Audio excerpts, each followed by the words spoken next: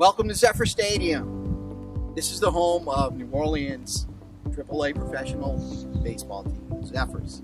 I'm Randy Elstrod. When I was a kid, I played a little bit of ball, and I really enjoyed it immensely.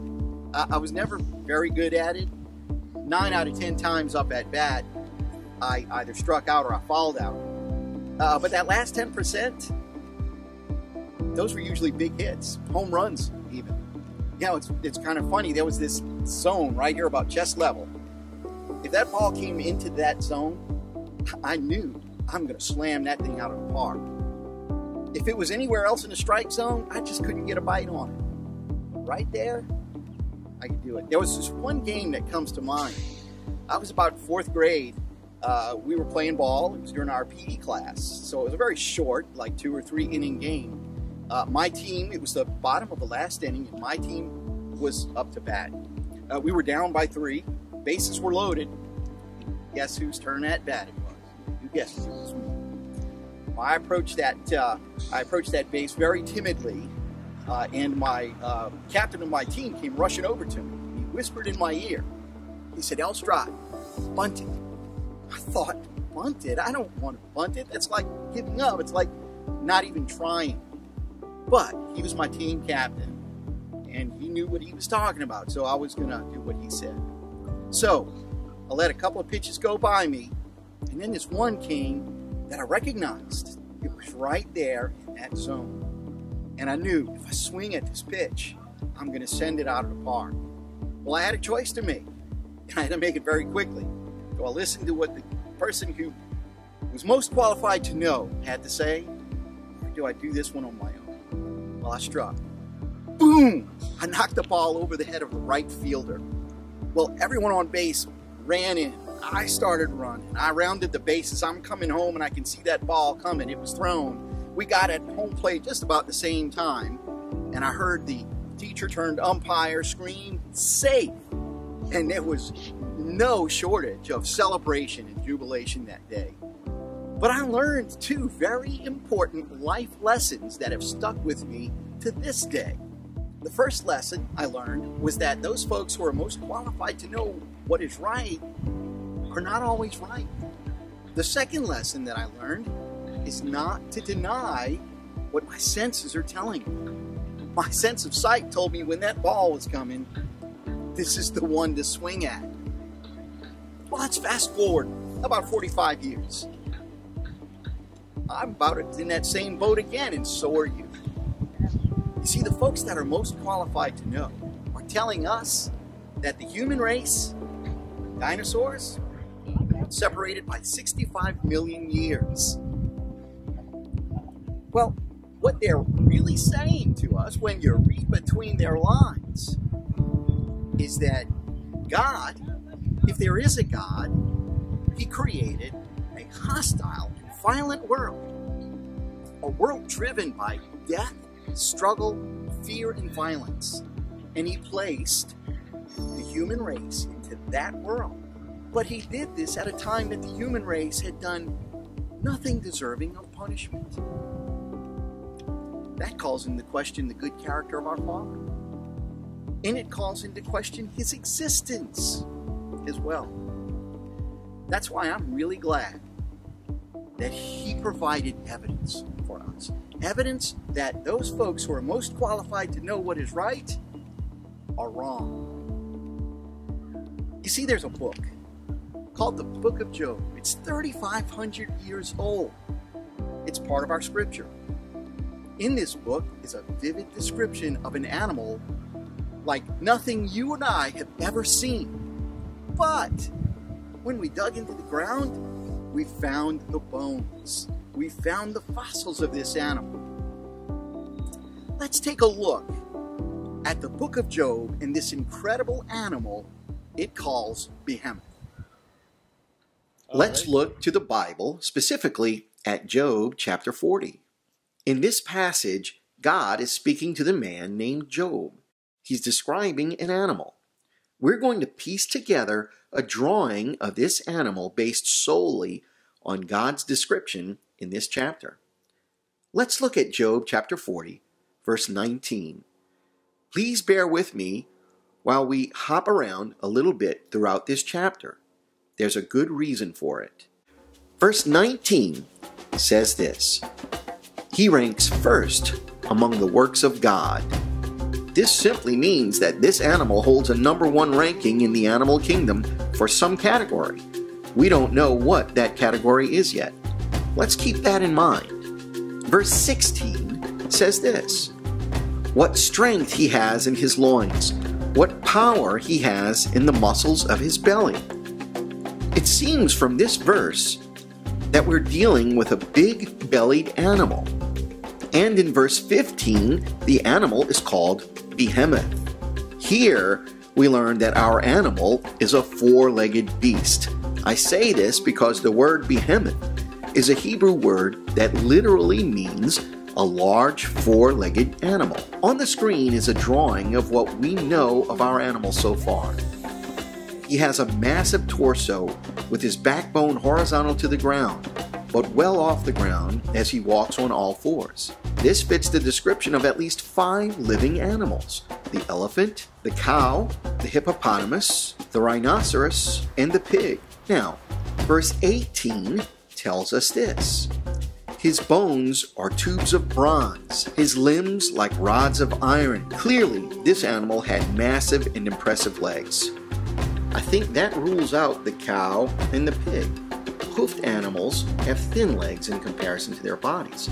So now we're left with the elephant, the hippo, and the rhino. Verse 20 tells us this: The hills bring him their produce, and all the wild animals play nearby. When we're in a produce aisle of a grocery store, what products are we looking for? We're looking for fruits and vegetables. We learn from this verse that the animal is a non-violent plant eater. He eats fruits and vegetables, as does all 3 of our present candidates. Verse 23 tells us, When the river rages, he is not alarmed. He is secure, though the Jordan should surge against his mouth. The Jordan is a major river in the Middle East. If the Jordan River is surging against the mouth of Behemoth, then he must be spending some of his time in water.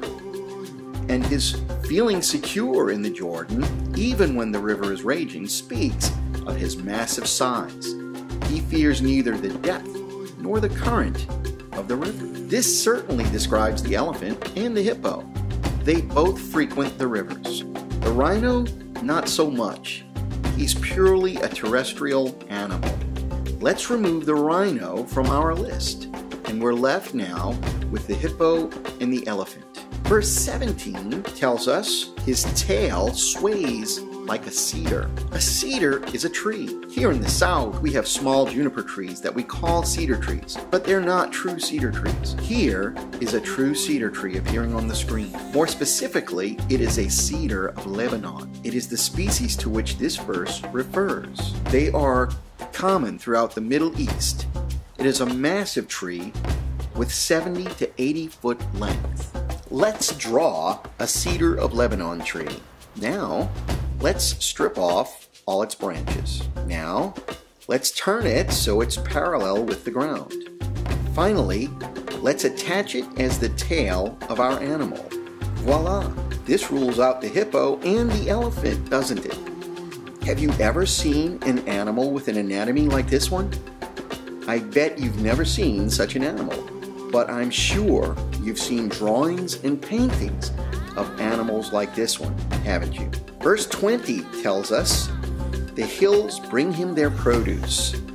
Verse 15 says, he feeds on grass like an ox. Now, here's the question. How can an animal feed on terrestrial grass like an ox, or fruits and vegetables from the hills, if he's spending his time in water? Answer, with a very long neck. Does he look familiar? Yes, he does. He is the Seismosaurus, the earthquake lizard. He is a dinosaur, the largest of any animal to walk the earth throughout history. Fully grown, he was as large as 170 feet from the end of his snout to the tip of his tail. Do you remember verse 19? It said he ranks first among the works of God. Now we know which number one ranking he held. He was the biggest and heaviest land animal of all of God's creatures. Some scientists believe he spent as much as half his life in water to ease the burden of his tremendous weight. Now, I believe this next verse proves decisively that the animal described in these pages could be none other than the Seismosaurus. Here's how. Let's look at verse 21. It says, "Under the lotus plants, he lies hidden among the reeds in the marsh." On the screen is a photograph of the American lotus plant. Those lily pads that float on the surface of the water are attached to stems that reach down to the river bottom and are actually rooted into the soil beneath the river. For this reason, lotus plants cannot grow in water any deeper than 10 feet. So here's the question. Can an elephant, a hippo, or any other large four-legged animal hide beneath lotus plants in 10 feet of water? The answer is no. Any large animal that tried to hide in 10 feet of water beneath lotus plants would simply trample all over the stems and destroy the plants. The resulting movement of the lotus plants would give away the animal's location. On the other hand, the Seismosaurus is the only large-bodied four-legged animal that can successfully hide beneath lotus plants without destroying them. Here's how. The uniquely long neck of the Seismosaurus would allow him to conceal his massive body beneath the deeper part of the river. At the same time, he could reach to shore with his long neck. The head of the animal would remain beneath the lotus plants without rustling them or harming them. He could even breathe air while submerged because his nostrils are on the top of his head. You see, he was designed to do this. Verse 15 tells us this. God said to Job, "Look at the behemoth whom I made along with you." Clearly, for Job to look at this animal, as he was told to do, the animal must have been alive in Job's day. An animal that so vividly fits the description of a dinosaur. Now, if this 3,500-year-old description of a dinosaur isn't evidence enough for you to conceive that men dwelt with dinosaurs, allow me one moment to run through a short list of bullet points in a larger body of evidence. In Utah, near Dinosaur National Monument, 2 human skeletons were uncovered in the same rock that yielded numerous dinosaur skeletons. Their presence remains unexplained.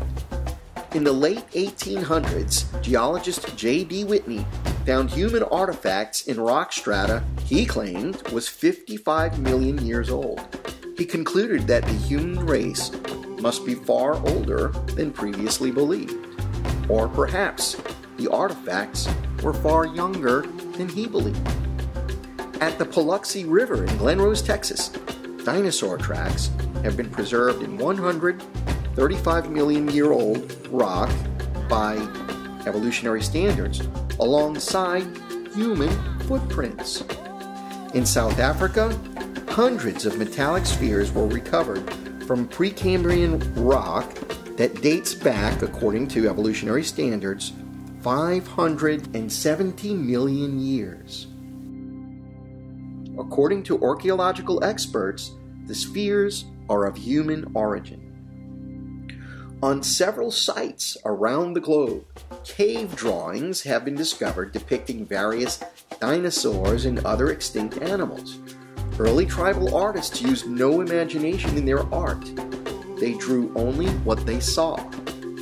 Dinosaur-looking dragons were included in the Chinese zodiac with 11 known real animals. Pictures of dinosaurs have been drawn by ancient Babylonians, Assyrians, Iranians, Vikings, Mayan Indians, Anasazi Indians of Utah, and Cambodians.